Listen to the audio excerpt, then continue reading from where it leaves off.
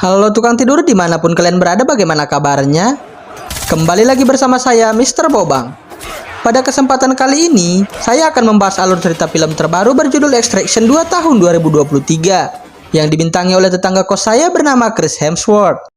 Film ini akan melanjutkan cerita dari film Extraction tahun 2020 yang mengisahkan tentang Tyler Rake, seorang tentara pasukan khusus yang berhasil selamat dari jurang kematian pada saat ia menjalankan misi di negeri perindapan. Kini, Tyler sempat pensiun dari misinya selama ini, hingga pada suatu hari, ia kembali mendapatkan misi dari mantan istrinya untuk menyelamatkan sang adik ipar dari komplotan geng mafia yang kejam.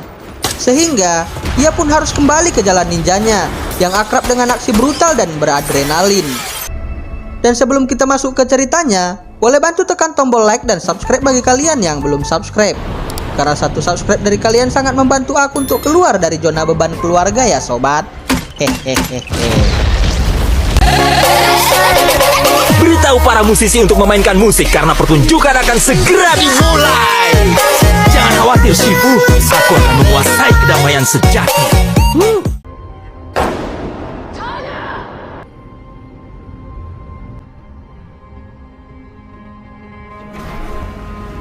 Film akan diawali dengan memperlihatkan seorang pemuda yang tengah terdampar di pinggir sungai dengan bekas luka tembakan di sekujur tubuhnya. Ia adalah Tyler, seorang tentara bayaran pasukan khusus. Tyler yang tampak terbujur kaku dan tidak sadarkan diri pun dibawa ke rumah sakit untuk mendapatkan pertolongan pertama, lalu diboyong ke kota Dubai agar bisa mendapatkan penanganan yang lebih intensif lagi.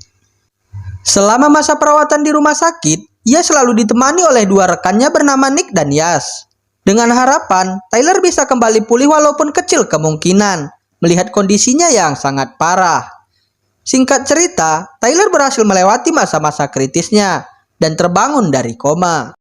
Di sini, Tyler berterima kasih kepada Nick karena telah menyelamatkannya dari jurang kematian. Selama ini, Tyler mengira kalau hubungannya dengan Nick hanyalah sebatas rekan kerja, tapi pada nyatanya, Nick benar-benar sangat peduli kepadanya. Kini, adegan berpindah ke Georgia, tempat seorang mafia kejam bernama Zurab atau kita sebut saja sebagai Paimin.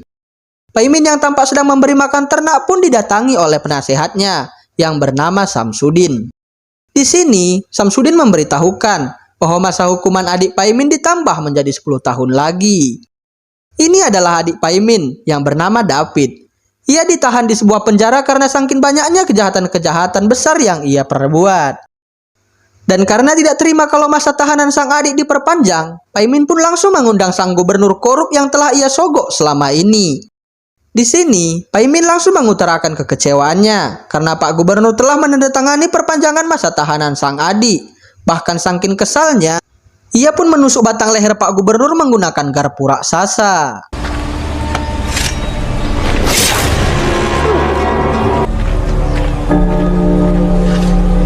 Setelah beberapa minggu kemudian, Tyler akhirnya keluar dari rumah sakit. Dan karena melihat kondisi Tyler yang belum begitu pulih, Nick dan Yas pun langsung mengantar Tyler ke rumah aman di Austria, tempat di mana Tyler akan menghabiskan masa-masa pensiunnya. We packed up your house. This is all we found. Enjoy retirement. Sejak hari itu, Tyler mulai membuka lembaran baru dalam hidupnya. Ia mengisi kesehariannya dengan hal-hal yang ia sukai, seperti memancing, menonton siaran televisi, bahkan berinteraksi bersama hewan-hewan peliharaannya. Semua itu Tyler lakukan agar ia bisa move on dari mantan istri dan mendiang sang anak. Sedangkan di sisi lain, David ternyata tidak dipenjara sendirian. Ia juga menyelundupkan anak dan istrinya ke dalam sel, dengan tujuan agar mereka aman dari musuh-musuh David yang ada di luar sana. Akan tetapi, istrinya yang bernama Yuli tidak setuju akan hal itu, karena sebagai ayah David seharusnya membiarkan mereka tinggal di luar sana dan hidup seperti orang-orang normal pada umumnya. Tapi bukannya sadar, David malah menampar sang istri dan berlalu pergi dari tempat itu tanpa merasa berdosa sedikit pun.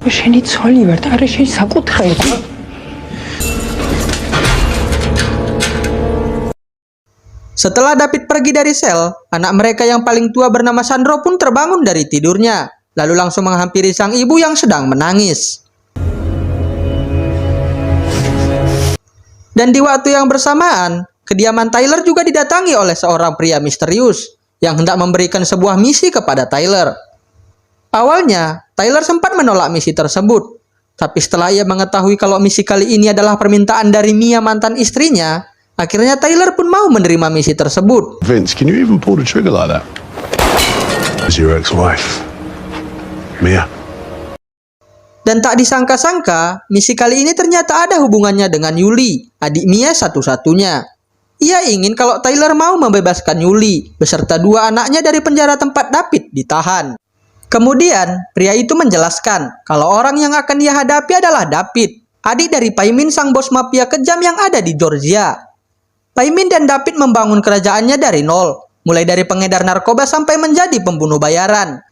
Hingga akhirnya, mereka mampu menguasai negeri dengan pasukan yang ia bentuk bernama Nagazi. Pasukan ini terkenal dengan kekejamannya. Dan demi keselamatan mereka, pria itu pun mengusulkan agar Tyler masuk ke dalam penjara secara diam-diam, supaya ia tidak diketahui oleh David. Setelah selesai menjelaskan semua rincian misi, pria itu pun memberikan waktu 6 minggu untuk Tyler mempersiapkan diri sebelum misi dimulai. Job starts in 6 weeks. We take our cut and figure. Singkat cerita, Tyler kembali menghubungi Nick dan mengatakan kalau dia tidak jadi pensiun. Awalnya, Nick melarang Tyler untuk menjalankan misi berbahaya lagi. Tapi Tyler tetap saja ngotot, karena di balik itu semua ada sesuatu hal yang tidak bisa ia jelaskan kepada Nick. Setelah ia berhasil menghubungi Nick, Tyler pun mulai berlatih keras untuk memulihkan kembali kondisinya, karena ia hanya punya waktu 6 minggu lagi sebelum misi dimulai.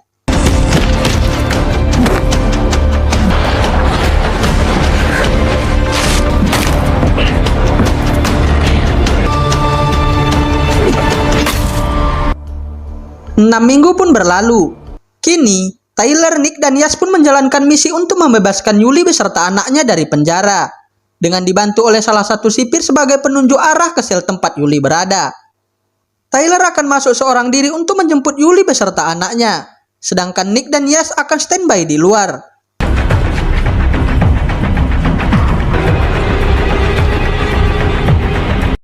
Singkat cerita, Tyler berhasil menemukan keberadaan Yuli. Tapi tak disangka-sangka, boneka milik anak gadis Yuli pun terjatuh, sehingga menimbulkan suara berisik. Salah satu napi yang menyadari itu pun langsung memberikan kode kepada rekan-rekannya, sehingga kekacauan pun terjadi.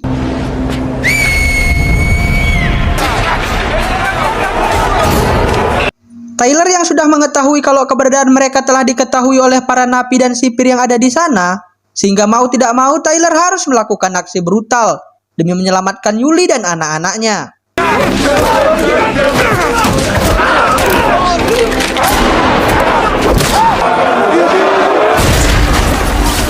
Sambil menghindari para napi yang ada di sana, Tyler mengikuti instruksi yang diberikan oleh Yas untuk menuju jalan keluar melalui lubang ventilasi udara yang ada di lorong batu bara. Sandro bersama adiknya berhasil dikeluarkan terlebih dahulu dari penjara.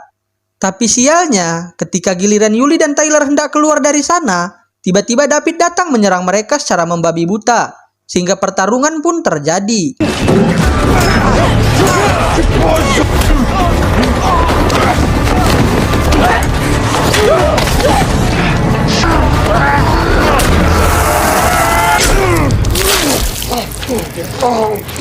Singkat cerita, Tyler berhasil membunuh David. Tapi di saat bersamaan itu juga, keberadaan mereka telah diketahui oleh para sipir dan napi yang ada di sana. Sehingga mau tidak mau Tyler harus beralih ke rencana B, yaitu melewati para napi yang mengamuk, untuk bisa keluar dari sana.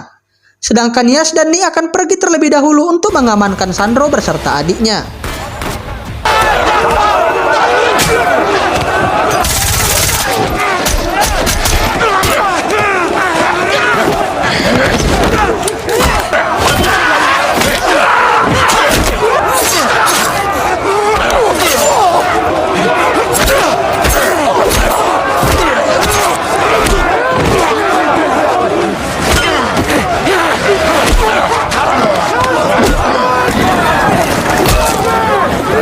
Di saat Tyler sedang asik membrutal, tiba-tiba salah satu napi menghantam kepala Tyler dari belakang, sehingga mengakibatkan ia hampir saja pingsan. Tapi karena melihat kalau Yuli sedang berada dalam bahaya, Tyler pun kembali sadar dan membantai satu persatu napi yang ada di sana.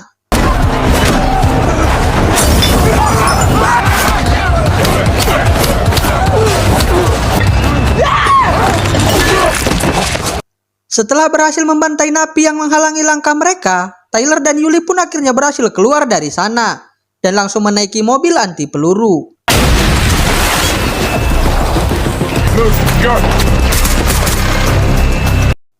Tapi sialnya, kekacauan yang terjadi di penjara telah diketahui oleh Paimin, sehingga ia pun mengirimkan anak buahnya untuk membunuh Tyler.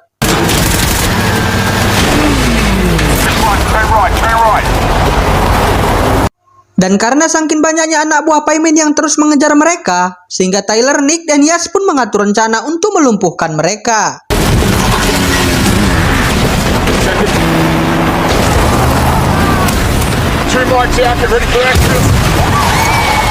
Setibanya di sebuah gedung, Nick segera memimpin jalan menuju sebuah kereta yang akan mereka tumpangi. Sedangkan Yas akan mencoba memperlambat gerak mereka dari belakang.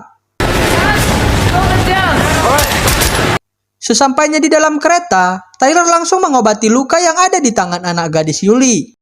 Setelah itu, Tyler, Nick, dan Yas berbagi tugas untuk menghalau pasukan Nagaji yang masih menyerang.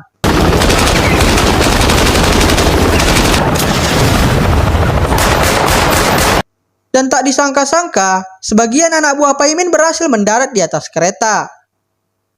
Tyler yang memanas pun berhasil menjatuhkan salah satu helikopter milik anak buah Paimin.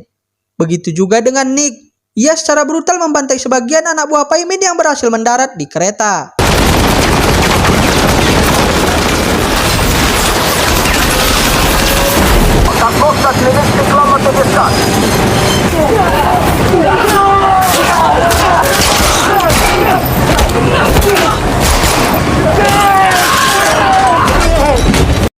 Dan pada saat anak buah Paimin hampir tiba di gerbong tempat Yuli bersama anak-anaknya, Tyler tiba dengan tepat waktu dan membantai mereka semua satu persatu.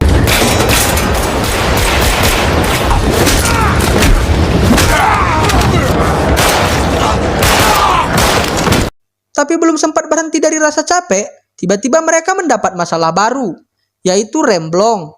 Dan karena tidak ada cara lain untuk menghentikan kereta, sehingga Tyler pun memutuskan untuk memutus gerbong dan mengikat mereka semua ke dinding kereta agar tidak terjadi cedera apabila kereta mengalami tabrakan. Singkat cerita, mereka semua berhasil selamat. Tapi tiba-tiba Sandro bertanya tentang keberadaan ayahnya. Kemudian, Yuli pun mengatakan kalau David tidak akan pernah kembali. Mendengar perkataan Yuli, Sandro pun akhirnya menyadari kalau ayahnya telah tiada. Mengetahui akan hal itu, Sandro pun sontak mengamuk kepada Tyler yang telah membunuh David, karena ia masih berpikir kalau David adalah ayah yang baik. Sedangkan di sisi lain, Paimin dan Samsudin pergi menemui anak buahnya untuk membahas tentang kematian adiknya David. Dan menurut anak buahnya, kalau kematian David disebabkan oleh geng sebelah yang memiliki dendam kepada David. Tapi Paimin berasumsi lain. Menurutnya kejadian yang menimpa David bukanlah karena balas dendam, tetapi ada alasan lain di balik ini semua. Setelah selesai berbincang dengan anak buahnya, Paimin pergi ke ruang jenazah untuk melihat David yang sudah tidak bernyawa. Seketika, Paimin sontak mengingat masa-masa kecilnya bersama David, yang selalu bersama meski dalam keadaan suka maupun duka. Ia juga mengingat perkataan sang ayah, kalau ia harus melindungi David sampai titik darah penghabisan. Scene berpindah. Tyler bersama yang lainnya sudah berada di dalam pesawat dan akan pergi menuju Austria. Di sini, Nick dibuat terkejut karena ia baru mengetahui kalau Tyler adalah mantan kakak ipar Yuli. Nick yang mengetahui fakta itu pun merasa kecewa kepada Tyler karena ia tidak berterus terang kepada Nick meskipun mereka telah lama menjadi teman. Di waktu yang bersamaan, Sandro secara diam-diam mengambil handphone milik Yas dan menghubungi pamannya yaitu Paimin. Dia bertanya kepada sang paman, apakah benar kalau ayahnya ingin membunuh sang ibu.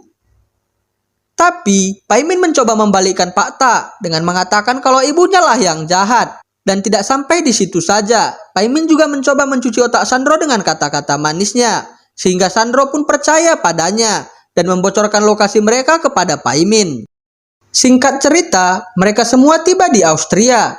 Sembari menunggu paspor selesai dibuat, Nick bertanya kepada Tyler, kenapa ia tidak berterus terang tentang istrinya sejak awal. Yang padahal, meskipun Tyler berterus terang, Nick akan tetap membantunya jika itu penting bagi Tyler. Karena yang ia butuhkan dari Tyler hanyalah rasa percaya, supaya misi ini bisa berjalan dengan baik. Di dalam kamar, anak Yuli yang perempuan sedang dirawat oleh dokter. Di sini, Nick turut prihatin kepada Yuli, karena ia juga pernah mengalami hal yang sama seperti yang dialami Yuli sekarang. Sedangkan di ruangan lain, Tyler kembali dihampiri oleh Sandro dan mencoba memprovokasinya karena ia belum terima atas kematian ayahnya. Di sini, Tyler mencoba menyadarkan Sandro dengan mengatakan kalau David dan pasukan Nagaji bukanlah orang baik. Tapi bukannya sadar, Sandro malah membalas perkataan Tyler dengan mengatakan setidaknya ayahnya tidak pernah meninggalkan mereka, seperti Tyler yang meninggalkan anak dan istrinya. Well, at least my father didn't leave us. Mendengar itu, Tyler pun langsung terdiam dan pergi meninggalkan Sandro seorang diri. Scene berpindah. Di markas besar Nagaji, Paimin beserta anggotanya tengah bersiap-siap untuk berangkat ke lokasi Tyler berada. Tapi sebelum berangkat, Samsudin sempat memperingatkan Paimin kalau ia akan menyia-nyiakan nyawa orang lain jika semua ini tidak berjalan dengan baik. Tapi karena Paimin telah dipenuhi dengan rasa dendam, sehingga ia pun tidak menggubris perkataan Samsudin. Adegan kembali berpindah kepada Tyler. Ia mencoba menjelaskan semuanya kepada Sandro. Kalau dulu, Sandro sering bermain dengan anaknya. Tapi terakhir kali ia melihat sang buah hati terbaring di rumah sakit. Sedangkan ia harus pergi ke Afghanistan untuk menjalankan misi. Dan apa yang dikatakan Sandro memang benar adanya, karena hal terakhir yang dilihat oleh anaknya hanyalah kepergiannya, yang sampai sekarang masih menjadi penyesalan terbesar dalam diri Tyler. Namun berbeda dengan ibu Sandro, ia rela lama tinggal bersama David agar Sandro dan adiknya selamat, meskipun hanya luka yang ia dapat dari perlakuan David terhadap dirinya. Setelah mendengar apa yang dikatakan Tyler, Sandro pun sontak merasa bersalah dan meminta maaf kepada Tyler karena ia telah membocorkan keberadaan mereka kepada Paimin. Dan benar saja, tak perlu menunggu lama, Paimin dan pasukannya hampir tiba di hotel tempat mereka stay. Tyler yang menyadari itu pun sontak menyuruh mereka semua untuk bersiap siaga, karena lokasi mereka telah diketahui. Jack Hibs, north side, move. Back it up, let's go. Singkat cerita, Yuli akhirnya mengetahui kalau Sandro lah yang telah membocorkan lokasi mereka kepada Paimin. Yuli marah kepada Sandro karena ia belum juga mengerti kalau Paimin bukanlah orang baik. Namun mereka tidak punya waktu untuk berdebat karena pasukan Nagaji akan segera menggempur tempat mereka.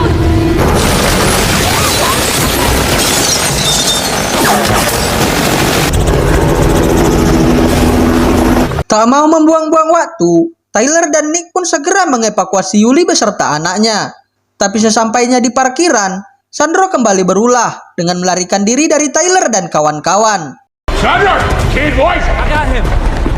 Yes! Yas yang melihat itu pun langsung mengejar Sandro yang hendak menghampiri Paimin. Sedangkan dari luar gedung, para pasukan Nagaji terus menembaki mobil polisi yang mendekat.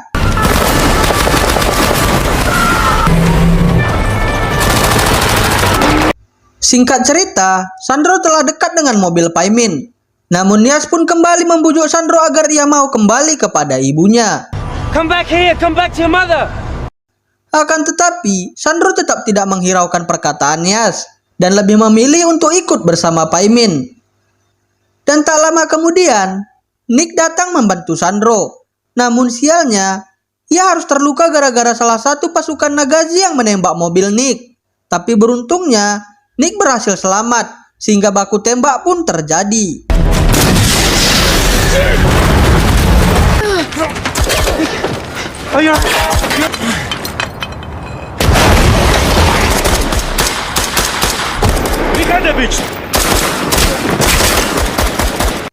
Di waktu yang bersamaan, Tyler juga harus berhadapan dengan pasukan Nagaji yang lain untuk melindungi Yuli dan anak perempuannya.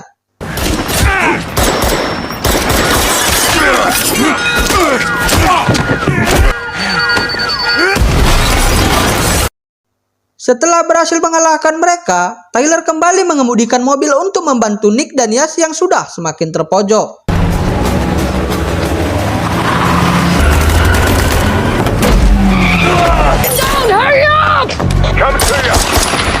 Karena di luar terlalu banyak bahaya, sehingga Tyler dan kawan-kawan pun memancing Pai Min beserta pasukannya untuk masuk ke dalam gedung.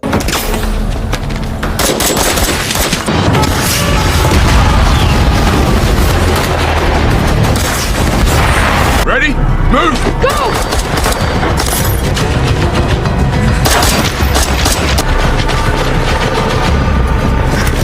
Di dalam gedung, mereka mulai berbagi tugas.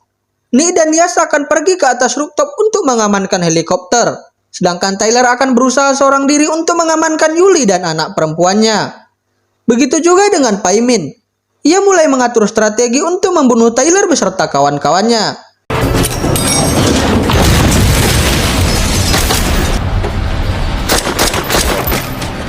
Di tengah-tengah pertarungan Tyler menghadapi pasukan Pai Min, Tyler menyuruh Yas untuk menjemput Yuli beserta anaknya di lantai 57.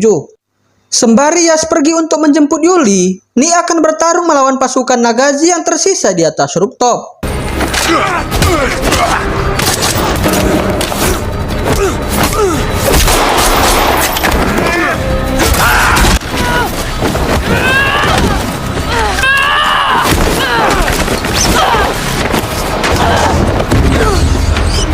Tak disangka-sangka, Nick yang tidak sadarkan diri akibat terluka pun hampir saja jatuh dari atas gedung.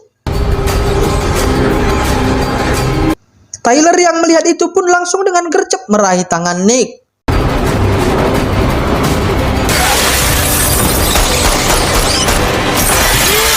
Tapi sialnya, di saat Tyler sedang bersusah payah untuk menyelamatkan Nick, tiba-tiba Pai Min datang menembak tangan Tyler.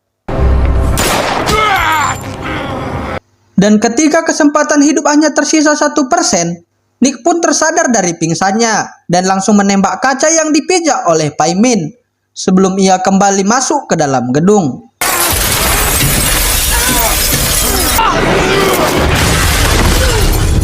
Family! Nick dan Yas berhasil membawa Yuli menuju helikopter, sedangkan Tyler dan Pai Min harus terlibat duel panas di pinggir gedung.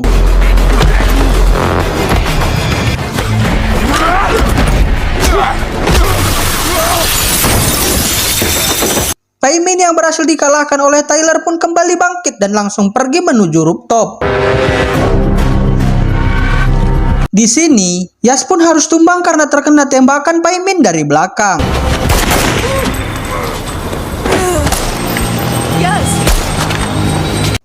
Meskipun Yas berhasil dibawa kabur dari sana, tapi tetap saja nyawanya tidak tertolong, sehingga perjalanan Yas harus berakhir sampai di sini.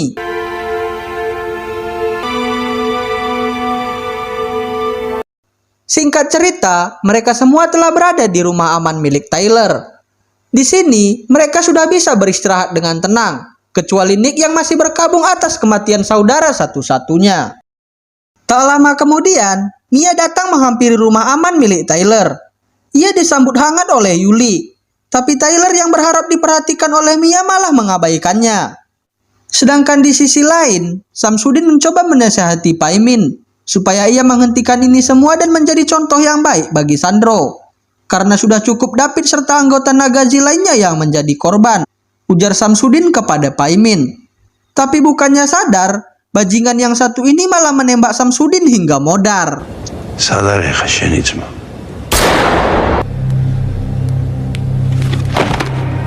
Malam pun sudah semakin larut, hanya bulan bintang yang menghiasi kegelapan malam. Begitu juga dengan hati Mia yang teramat keras. Kini perlahan luluh dengan permintaan maaf dari Tyler.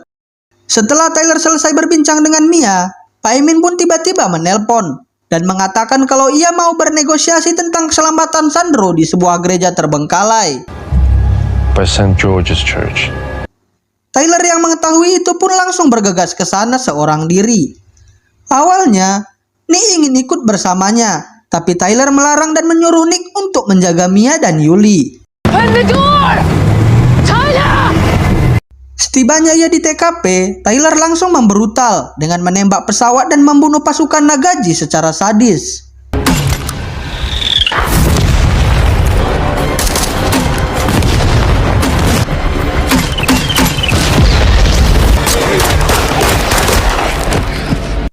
Tyler tiba di gereja tua tersebut.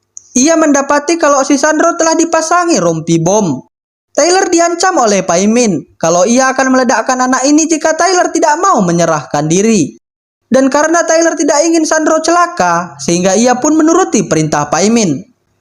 Kemudian, Pai Min menyuruh Sandro untuk menembak Tyler. Tapi karena ia tidak mampu, sehingga Pai Min pun memutuskan untuk melakukannya sendiri. Namun beruntungnya, Nick datang tepat waktu, sehingga Pai Min yang menyadari itu pun langsung menyandera Sandro agar Nick mau meletakkan senjatanya. Awalnya Nick tidak mau, karena ia juga masih dendam kepada Sandro atas kematian saudaranya. Tapi karena Tyler yang meminta kepada Nick, akhirnya ia pun nurut. Dan di saat Pai Min mulai lengah, Sandro pun melepaskan diri dari dekapannya, sehingga Nick dan Tyler pun memanfaatkan kesempatan tersebut.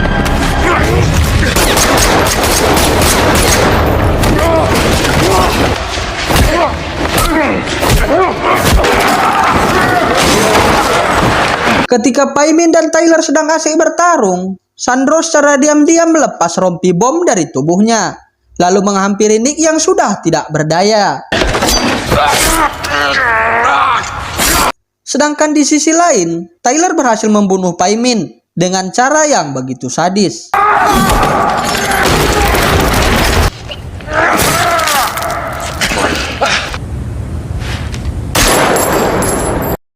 Singkat cerita, polisi tiba di tempat itu, lalu menangkap Tyler dan Nick yang sudah tak berdaya.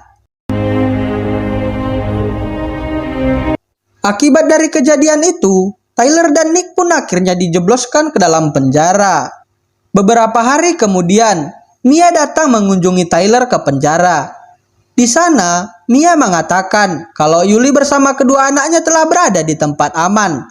Dan untuk mengobati sedikit rasa penyesalan Tyler, Mia pun mengatakan kalau anak mereka tidak pernah membencinya, melainkan putranya ingin tumbuh seperti Tyler yang pemberani. Di akhir film, Tyler dibawa ke suatu tempat untuk bertemu pria misterius yang sebelumnya memberikannya misi. Pria itu mengatakan kalau ia akan melepaskan Tyler dan Nick dari penjara jika mereka mau menyelesaikan sebuah misi rahasia. Film pun tamat. Nah sobat, itulah alur cerita dari film Extraction 2. Bagaimana sobat? Seru kan filmnya? Pesan yang dapat kita ambil dari film ini adalah ketika Tuhan menitipkan seorang anak padamu, jagalah ia dengan baik dan ajari dia tentang mana yang benar dan mana yang salah, supaya ia tidak tumbuh dewasa seperti si Sandro. Hehehe. Jika ada penyampaian dan kata-kata yang saya keluarkan telah menyakiti hati sobatku sekalian, mohon dimaafkan ya. Saya Mr. Bobang pamit undur diri dan sampai jumpa lagi di alur cerita film menarik lainnya. See you!